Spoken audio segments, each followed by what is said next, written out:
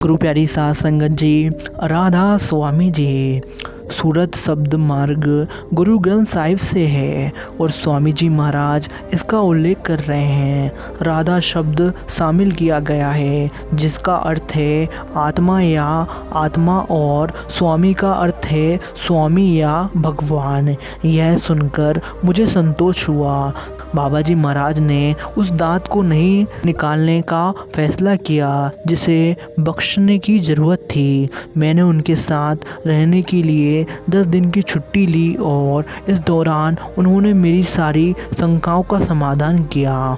गुरु के मार्गदर्शन के बिना गुरु के शब्दों को समझना चुनौतीपूर्ण होता है। इस बात से प्यार हो गया कि सेवा का अर्थ है सेवा जोर जबरदस्ती व अहंकार से नहीं बल्कि प्रेम, आस्था और शांति से करनी चाहिए। सेवा स्वार्थ के लिए नहीं परमार्थ के लिए करनी चाहिए। सेवा के पश्चात किसी भी फल की अपेक्षा नहीं रखनी चाहिए। सेवा में कोई भी ऊंचा या नीचा नहीं होता। सेवा की कभी तुलना नहीं करनी चाहिए। सेवा का कभी अहंकार नहीं करना चाहिए। सेवा कभी अच्छी या बुरी नहीं होती। सेवा तो बस सेवा होती है।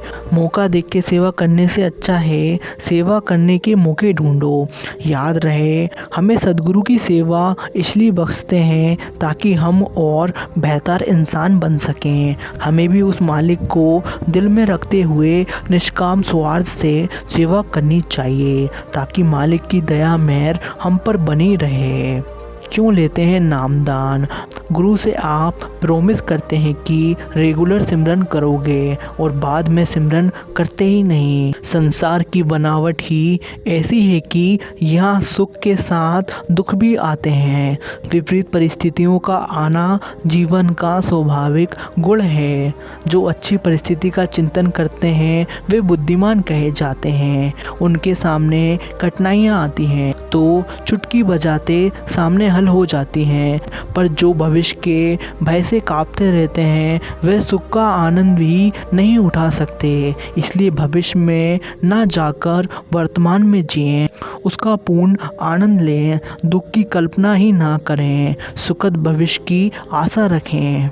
संत विचार जैसे दिखे वैसा ही हो जरूरी नहीं। एक संत अपने शिष्य के साथ किसी अजनबी नगर में पहुँचे। रात हो चुकी थी और वे दोनों सिर छुपाने के लिए किसी आश्रय की तलाश में थे। उन्हें एक घर का दरवाज़ा खटखटाया। वह एक धनिक का घर था और उसे अंदर से परिवार मुखिया निकलकर आया। वह संकीर्णीय वृत्ति का था। उसने कहा, मैं आपको अपने घर के अंदर तो नहीं ठहरा सकता, लेकिन तलगर में हमारा स्टोर बना है। आप चाहे तो वहाँ रात रुक सकते हो, लेकिन सुबह होते ही आपको वापस जाना होगा। वह संत अपने सिर के साथ तलघर में ठहर गए।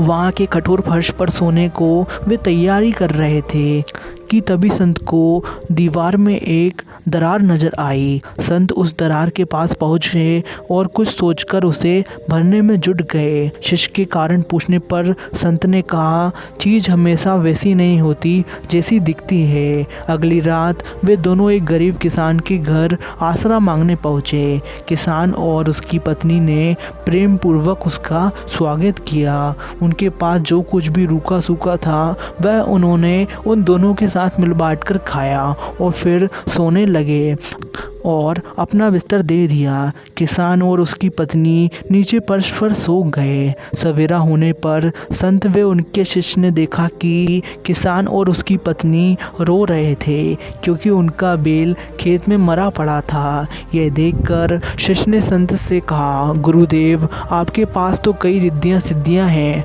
फिर आपने ये क्यों होने दिया?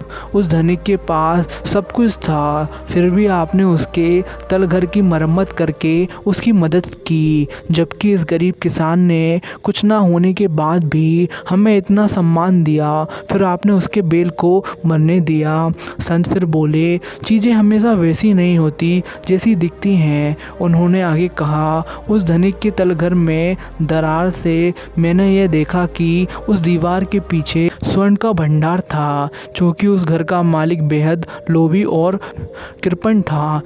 इसलिए मैंने उस दरार को बंद कर दिया ताकि स्वर्ण भंडार उसके हाथ न लगे।